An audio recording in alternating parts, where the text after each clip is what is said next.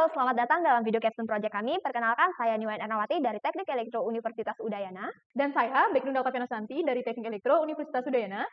Dalam video ini, kami akan membagikan tentang capstone project kami yang berjudul Pemanfaatan Analisis Sentimen Masyarakat Indonesia Terhadap Kendaraan Listrik guna membantu penentuan kebijakan pemerintah. Dalam video kali ini ada beberapa topik yang akan kami bahas. Yang pertama yaitu pendahuluan, yang kedua metode, dan yang ketiga yaitu realisasi perancangan sistem analisis sentimen, dan yang keempat yaitu penutup. Nah, kita semua tentu tahu bahwa gas rumah kaca itu menjadi topik yang hangat diperbincangkan bagi seluruh umat manusia di dunia.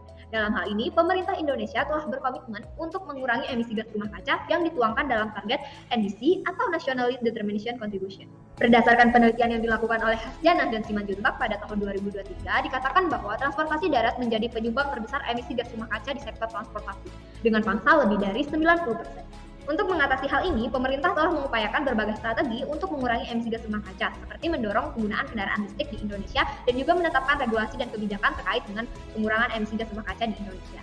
Namun, menurut penelitian yang dilakukan oleh Santoso dan kawan-kawan pada tahun 2022 bahwa keberadaan kendaraan listrik umumnya itu kontroversial. Untuk mengatasi hal ini, pemerintah telah mengupayakan berbagai strategi untuk mengurangi emisi gas rumah kaca. Penggunaan kendaraan listrik di Indonesia itu diatur dalam Peraturan Presiden Nomor 55 Tahun 2019 tentang percepatan program kendaraan bermotor listrik berbasis baterai untuk keperluan transportasi jalan. Selain itu, Kementerian ESDM juga telah menetapkan target 2 juta mobil listrik dan 13 juta sepeda motor listrik pada tahun 2030 untuk penetrasi kendaraan listrik. Nah, salah satu cara yang dapat dilakukan untuk mencapai target adopsi kendaraan listrik ini adalah dengan mengetahui sentimen ataupun persepsi dari masyarakat Indonesia tentang kendaraan listrik. Menurut penelitian yang dilakukan oleh Christidis dan juga Fokas pada tahun 2019 bahwa sentimen dari masyarakat itu bisa menjadi tolak ukur dari tingkat adopsi kendaraan listrik. Dalam upaya untuk membantu pemerintah dalam meningkatkan adopsi kendaraan listrik di Indonesia, maka dibuatlah capstone project ini, di mana dalam capstone project ini akan membahas tentang bagaimana memanfaatkan analisis sentimen masyarakat Indonesia terhadap kendaraan listrik menggunakan algoritma klasifikasi, yakni super vector mesin dan juga naik bias. Nah, capstone project ini ditujukan untuk memberikan gambaran terkait dengan sentimen masyarakat Indonesia terhadap kendaraan listrik. Dengan adanya gambaran ini, diharapkan sentimen dari masyarakat ini bisa digunakan oleh pemerintah untuk menetapkan regulasi dan kebijakan untuk mendukung penggunaan kendaraan listrik di masa depan. Nah, ada pun tujuan dalam pembuatan capstone project kami. Yang pertama yaitu untuk mengetahui bagaimana menerapkan algoritma super vector mesin untuk mengolah data Twitter sehingga diperoleh sentimen masyarakat Indonesia terhadap kendaraan listrik. Dan yang kedua, untuk mengetahui bagaimana menerapkan algoritma naik bias untuk mengolah data Twitter sehingga diperoleh sentimen masyarakat Indonesia terhadap kendaraan listrik. Dan yang ketiga yaitu untuk mengetahui bagaimana perbandingan unjuk kerja dari kedua algoritma klasifikasi tersebut. Dan yang keempat yaitu untuk mengetahui bagaimana hasil sentimen masyarakat Indonesia terhadap kendaraan listrik serta rekomendasi agar adopsi kendaraan listrik bisa berkembang di Indonesia. Adapun batasan masalah dalam capstone project kali ini, yang pertama yaitu sentimen masyarakat dibedakan menjadi sentimen positif, netral, dan negatif. Yang kedua, analisis sentimen pada penelitian ini menggunakan algoritma klasifikasi super vector mesin dan juga naik bias. Dan yang ketiga, menggunakan bahasa pemrograman Python. Dan keempat, menggunakan data yang berasal dari Twitter. Dan yang kelima adalah pengukuran unjuk kerja menggunakan function matrix. Adapun instrumen yang kami gunakan untuk membangun sistem analisis sentimen ini terbagi menjadi dua perangkat, yakni perangkat keras dan juga perangkat lunak. Untuk perangkat kerasnya, di sini kami menggunakan laptop HP 240 G7 dengan RAM 8 GB dengan operation system Windows 11 dan prosesor Intel Core i5. Lalu untuk perangkat lunaknya sendiri, di sini kami menggunakan Jupyter Notebook dan juga Google Colab. Jupyter Notebook kami gunakan untuk melakukan proses preprocessing dan processing data hingga evaluasi dari model yang sudah dibuat. Sedangkan untuk Google Colab, kami gunakan untuk melakukan pengumpulan data dari Twitter. Untuk gambaran umum sistem dari capstone project kami dimulai dari crawling data Twitter dengan menggunakan library SNScript. Kemudian dataset tersebut disimpan dalam format CSV dan kemudian dilakukan proses pelabelan data secara manual. Hasil dari pelabelan data ini selanjutnya dilakukan proses preprocessing data dan juga pembobotan data. Nah, setelah itu dilakukan processing data dengan menggunakan SVM dan juga naik bias. Kemudian dilakukan visualisasi data dengan menggunakan library pada Python seperti Seaborn dan juga Matplotlib. Selanjutnya proses evaluasi dilakukan dengan menggunakan confusion matrix untuk mengetahui nilai akurasi, precision, recall, dan juga error score. Proses crawling data Twitter dilakukan dengan menggunakan Google Colab. Nah, ini merupakan kode Python untuk mengumpulkan data tweet dari Twitter dengan menggunakan library SNScript. Pada baris pertama kode ini digunakan untuk menginstal library SNScript dengan menggunakan perintah git install SNScript, di mana library SNScript ini digunakan untuk mengakses data-data dari Twitter. Kemudian kita juga perlu mengimpor beberapa pustaka lainnya seperti halnya pustaka Pandas dan juga Type. Pada baris berikutnya terdapat variabel query, di mana variabel query ini berisi sebuah string yang mendefinisikan kriteria pencarian tweet, di mana kode ini query akan mencari tweet dengan kata kunci kendaraan listrik atau motor listrik atau mobil listrik dengan menggunakan bahasa Indonesia dalam tentang waktu tanggal tertentu, yaitu mulai dari 1 September 2022 sampai 28 Februari 2023. Dalam query ini ada filter links, ini berarti bahwa kita akan mengabaikan tweet yang mengandung tautan atau link.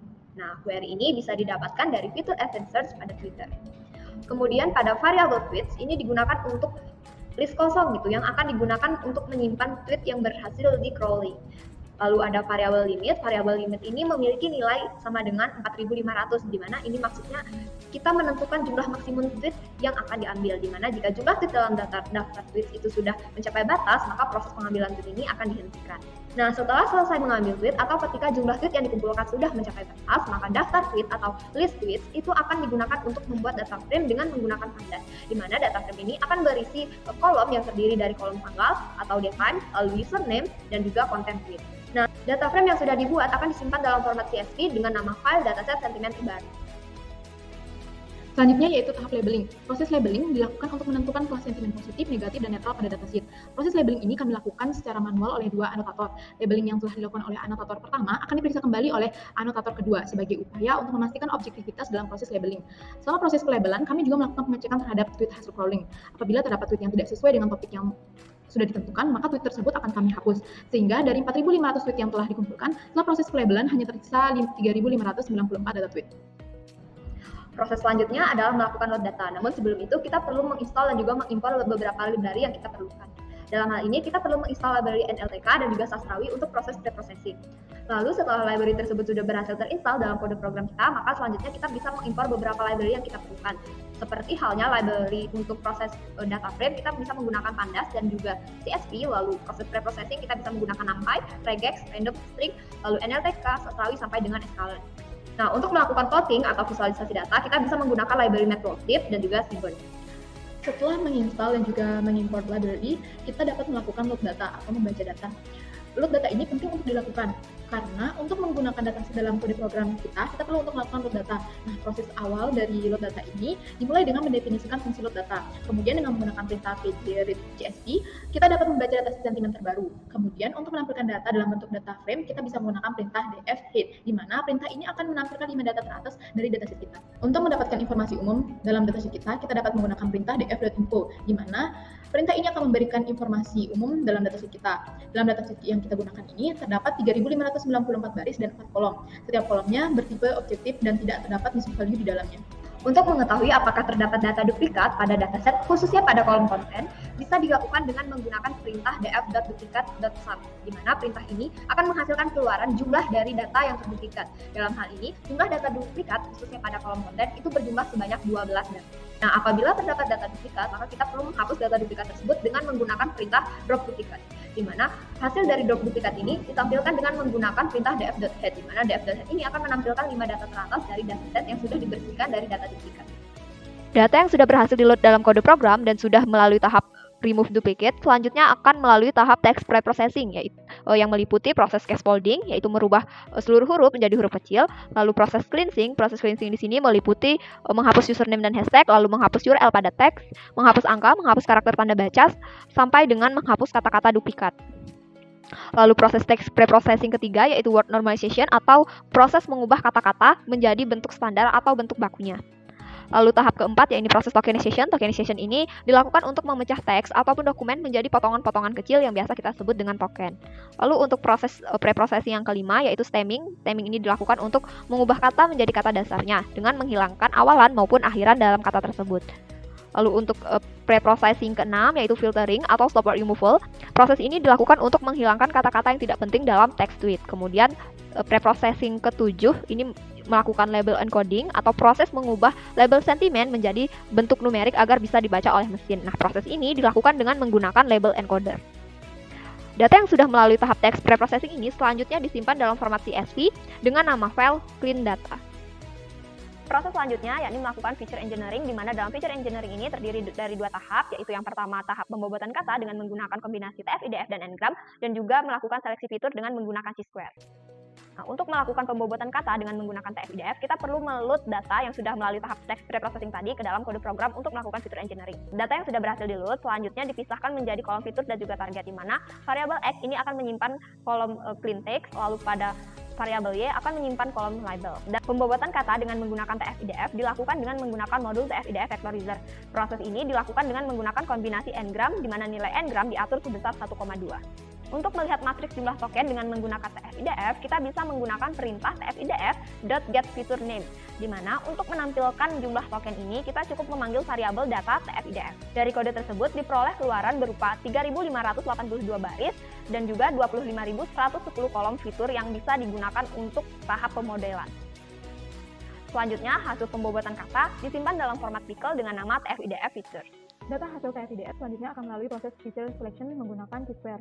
Tahap pertama yaitu mengubah nilai data tabular tf-idf menjadi array, di mana X akan menyimpan nilai hasil data tf-idf dan Y akan menyimpan nilai Y.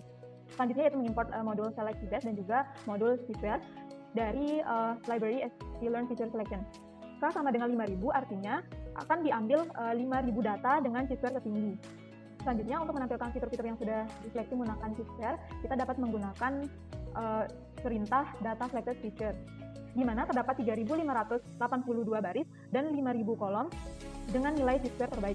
Selanjutnya, data hasil seleksi feature menggunakan T-square akan disimpan dalam format pickle dengan nama T-best feature pickle.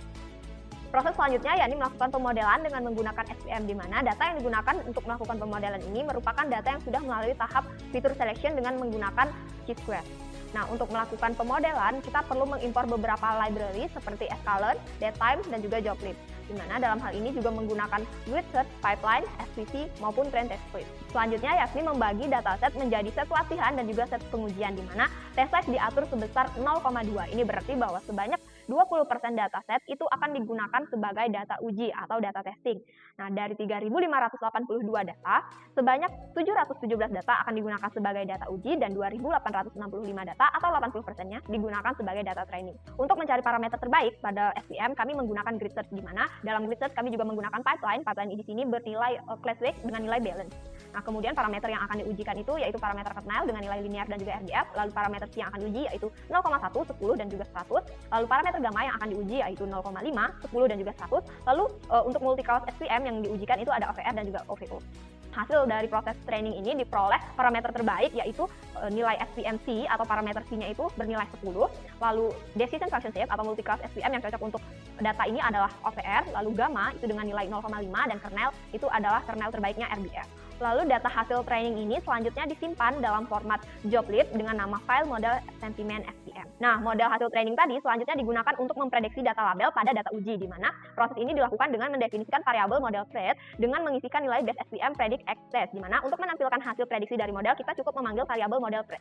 Keluaran dari kode tersebut berupa array, di mana array ini terdiri dari angka 0 sampai dengan 2, di mana 0 ini merepresentasikan label negatif, lalu 1 merepresentasikan label netral, dan 2 merepresentasikan label positif.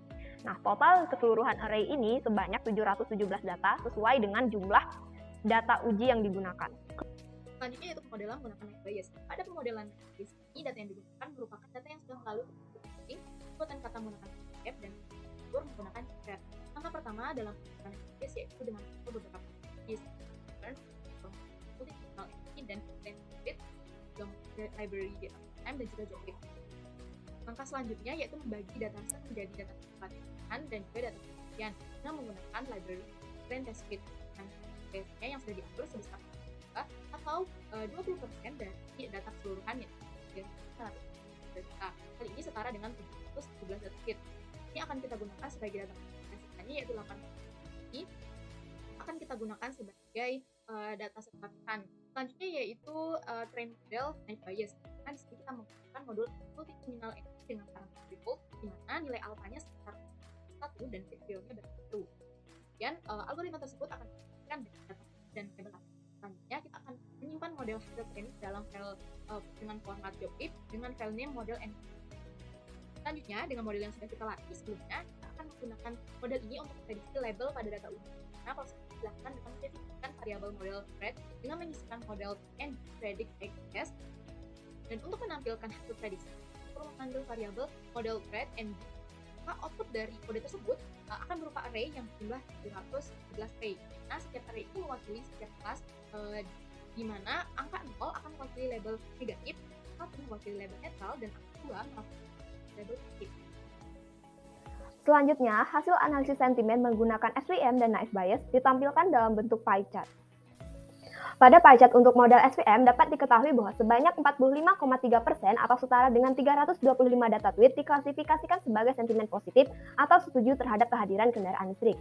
Hal ini menunjukkan bahwa mayoritas dari sentimen pengguna Twitter yang diuji memiliki pandangan positif terhadap kendaraan listrik. Sementara itu, terdapat 25% atau sebanyak 179 data tweet yang diklasifikasikan sebagai sentimen negatif atau tidak setuju terhadap kehadiran kendaraan listrik. Dalam hal ini, dapat diketahui bahwa masih ada sebagian sentimen dari pengguna Twitter yang memiliki pandangan negatif terhadap kendaraan listrik. Selain itu, terdapat 29,7% atau 213 data tweet yang diklasifikasikan sebagai sentimen netral. Sentimen netral ini menunjukkan bahwa sentimen dari pengguna Twitter yang diuji memiliki pandangan yang tidak terlalu kuat atau tidak dapat memutuskan apakah setuju atau tidak setuju terhadap kehadiran kendaraan listrik. Nah, sentimen netral ini memiliki jumlah yang lebih banyak daripada sentimen negatif karena banyak dari tweet yang hanya berisi informasi berita terkait dengan kendaraan listrik tanpa memberikan komentar yang termasuk dalam kategori positif maupun negatif. Lalu pada pie chart untuk model naive bias diperoleh sebanyak 46,6% atau setara dengan 334 tweet dapat dikategorikan memiliki sentimen yang baik atau mengandung dukungan terhadap kendaraan listrik. Hal ini menunjukkan bahwa mayoritas pengguna Twitter yang menjadi sampel itu memiliki opini yang baik tentang kendaraan listrik. Selanjutnya, sebanyak 27,3% atau 196 tweet telah diklasifikasikan memiliki pandangan yang negatif atau tidak setuju tentang penggunaan kendaraan listrik. Sentimen yang tidak memutuskan apakah setuju atau tidak setuju dengan kendaraan listrik diklasifikasikan sebagai sentimen netral, di mana dalam hal ini terdapat 26,1% atau sebanyak 187 tweet digolongkan sebagai sentimen netral. Nah, dari hasil prediksi model SVM dan juga naive bias terhadap kendaraan listrik dapat memberikan gambaran umum tentang bagaimana pendapat masyarakat Indonesia terhadap kendaraan listrik. Oleh karena itu, dapat disimpulkan bahwa mayoritas pengguna Twitter di Indonesia memiliki opini yang baik terhadap kendaraan listrik. Namun, beberapa masyarakat itu masih memiliki pandangan tentang kendaraan listrik secara negatif ataupun netral. Setelah proses pemodelan selesai, maka selanjutnya adalah melakukan evaluasi pada model SVM dan juga naive bias dengan menggunakan confusion matrix. Nah, ini adalah kode yang digunakan untuk membuat dan juga menampilkan confusion matrix pada saat proses evaluasi. Dalam kode ini, kita perlu mengimpor modul yang dibutuhkan dari library scikit-learn. Setelah itu, kita menggunakan modul yang kita impor tadi untuk membuat confusion matrix. Di sini kita memberikan dua input, yaitu y-test dan juga model thread, di mana y-test ini adalah data yang kita tahu dengan pasti kategorinya, sementara model thread adalah prediksi yang dibuat oleh model. Nah, terakhir kita akan mencetak confusion matrix dengan menggunakan perintah print, di mana hasil dari confusion matrix ini ditunjukkan pada gambar di samping. Nah, pada confusion matrix ini terdapat 3 baris dan juga 3 kolom, di mana baris pada matrix itu menunjukkan label yang sebenarnya dari data uji, sedangkan kolom menunjukkan label yang diprediksi oleh model SVM. Adapun nilai pada diagonal ini mewakili jumlah data yang diklasifikasikan dengan benar, sedangkan nilai yang berada di luar diagonal ini mewakili jumlah data yang diklasifikasikan dengan salah. Nah, pada matriks ini, pada baris pertamanya, terdapat 192 tweet dengan label negatif. Kemudian, SVM memprediksi 150 tweet dengan benar dalam kategori negatif. Sementara itu, 42 tweet negatif salah diprediksi, di mana 31 tweet label negatif diprediksi sebagai netral dan 11 tweet label negatif diprediksi sebagai positif. Kemudian pada baris kedua, terdapat 210 tweet label netral, di mana 152 data tweet berhasil diprediksi dengan benar, sedangkan 58 tweet diprediksi dengan salah. Nah, terdapat 21 tweet label netral diprediksi sebagai negatif dan 37 tweet label netral diprediksi sebagai positif. Kemudian pada baris ketiga, terdapat 315 tweet dengan label positif. Nah, SVM memprediksi 277 tweet dengan benar sebagai kategori positif, sedangkan sebanyak 38 tweet salah diprediksi, di mana 8 diantaranya diprediksi sebagai negatif dan 30-nya lagi diprediksi sebagai netral. Untuk menampilkan hasil akurasi, precision, recall, dan juga F1 score, kita bisa menggunakan classification report, di mana dalam hal ini model SVM menghasilkan precision tertinggi pada label positif, yaitu sebesar 0,85 atau 85%, lalu class recall tertinggi sebesar 0,88% pada kelas positif, lalu F1 score tertinggi itu sebesar 0,87 atau 87% pada kelas positif. Dan akurasi yang dihasilkan yakni sebesar 81%. Selanjutnya yaitu evaluasi naive bias menggunakan confusion matrix. Untuk menggunakan confusion matrix, kita bisa menggunakan library sklearn matrix dengan mengimport modul confusion matrix. Berikut merupakan hasil dari confusion matrix pada algoritma naive bias, di mana pada confusion matrix ini kita akan menentukan prediksi benar dan salah pada model dengan membandingkan hasil prediksi model dengan hasil prediksi aktual pada setiap kelas. Akan dihasilkan 3 baris dan 3 kolom pada confusion matrix ini, di mana setiap baris dan kolom mewakili masing-masing kelas. Pada baris pertama terdapat 192 tweet label aktual negatif, di mana sebanyak 166 data tweet berhasil diprediksi dengan benar. Namun, 26 data masih salah diprediksi, di mana 18 data negatif diprediksi sebagai netral dan 8 negatif diprediksi sebagai positif. Pada baris kedua, terdapat 210 data label aktual netral, dan naive bias berhasil memprediksi 143 data dengan benar. Namun, masih terdapat 67 data yang salah diprediksi, di antaranya 23 data dengan label aktual netral diprediksi sebagai negatif, dan 44 data dengan label netral diprediksi sebagai positif. Baris ketiga terdapat 315 data label aktual positif, di mana terdapat 282 data yang berhasil diprediksi dengan benar sebagai label positif. Namun, masih terdapat 33 data yang salah diprediksi. 7 diantaranya merupakan label positif yang diprediksi sebagai negatif, dan 26 data label positif diprediksi sebagai netral. Untuk mengetahui kinerja dari model yang sudah dibuat, kita bisa menggunakan classification report, di mana pada classification report kita mendapatkan nilai precision, recall, dan juga score. Untuk menggunakan classification report, kita perlu mengimport library classification report dari library sklearn. Berdasarkan output dari classification report, dapat diketahui nilai tertentu pada precision yaitu sebesar 0,5, yaitu pada label negatif, recall sebesar 0,91 pada label positif, dan F1 score sebesar 0,82 dan F1 score sebesar 0,87 pada label positif. Ini akurasi sebesar 0,82 atau 82. Berdasarkan hasil evaluasi yang sudah dilakukan, diperoleh perbandingan unjuk kerja dari model SPM dan juga model naive Bayes. Dalam hal ini, untuk menyelesaikan permasalahan analisis sentimen masyarakat terhadap kendaraan listrik, model naive Bayes memberikan performa atau kinerja yang lebih baik dibandingkan dengan model SPM. Akurasi naive Bayes didapatkan sebesar 82%, sedangkan SPM sebesar 81%. Namun dalam hal ini, kedua metode tetap menghasilkan tingkat akurasi yang bagus. Sesuai dengan penelitian yang dilakukan oleh Julianto dan kawan-kawan pada tahun 2022, bahwa hasil akurasi antara 80 sampai dengan 90% itu menunjukkan hasil yang bagus atau good classification. Sehingga dapat disimpulkan bahwa kedua metode dalam hal ini sudah menghasilkan tingkat akurasi yang bagus. Nah, setelah kita membahas semua hasil, baik itu dari analisis sentimen dengan SPM maupun naive Bayes, maka selanjutnya kami akan memberikan beberapa rekomendasi yang bisa dijadikan sebagai panduan untuk menetapkan berbagai kebijakan maupun regulasi ke depannya. Nah, adopsi kendaraan listrik di Indonesia tentu membutuhkan peran dan dukungan bersama dari berbagai pihak. Dalam hal ini, pemerintah Indonesia telah mengeluarkan berbagai regulasi dan juga kebijakan guna mendorong perkembangan adopsi kendaraan listrik di Indonesia. Salah satunya adalah Peraturan Menteri ESDM Nomor 13 Tahun 2020 tentang penyediaan infrastruktur pengisian listrik untuk kendaraan bermotor listrik berbasis baterai. Selain regulasi dan kebijakan yang sudah ada saat ini, tentu pemerintah perlu membuat regulasi dan juga kebijakan lain agar adopsi kendaraan listrik bisa terus berkembang dan mencapai target yang sudah ditetapkan.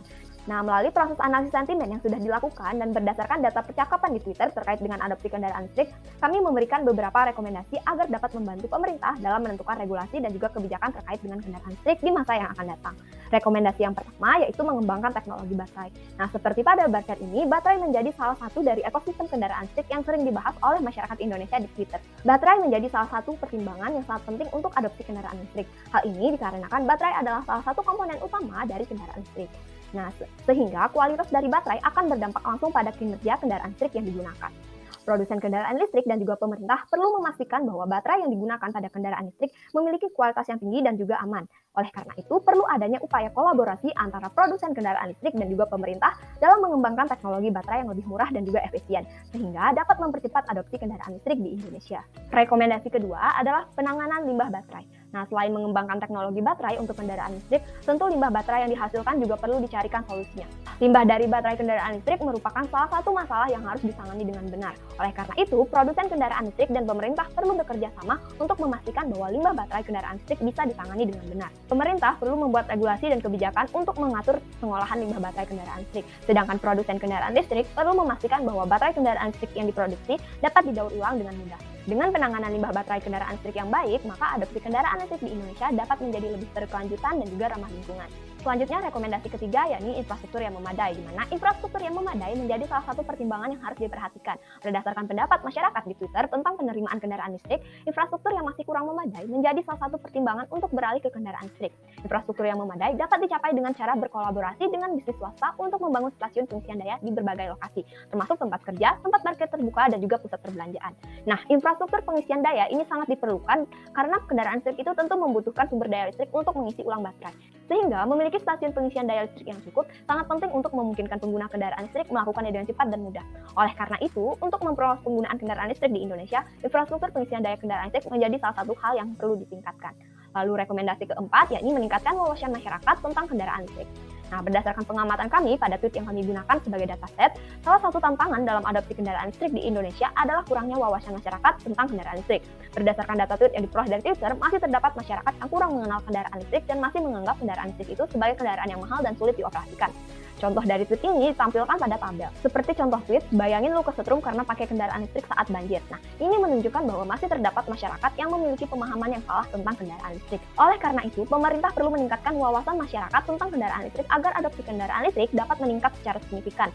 Salah satu cara untuk meningkatkan wawasan masyarakat tentang kendaraan listrik adalah dengan melakukan kampanye dan juga sosialisasi tentang kendaraan listrik. Dengan melakukan hal ini diharapkan dapat meningkatkan minat masyarakat Indonesia untuk membeli kendaraan listrik, baik itu motor maupun mobil listrik, sehingga bisa mempercepat perluasan sektor kendaraan listrik di Indonesia.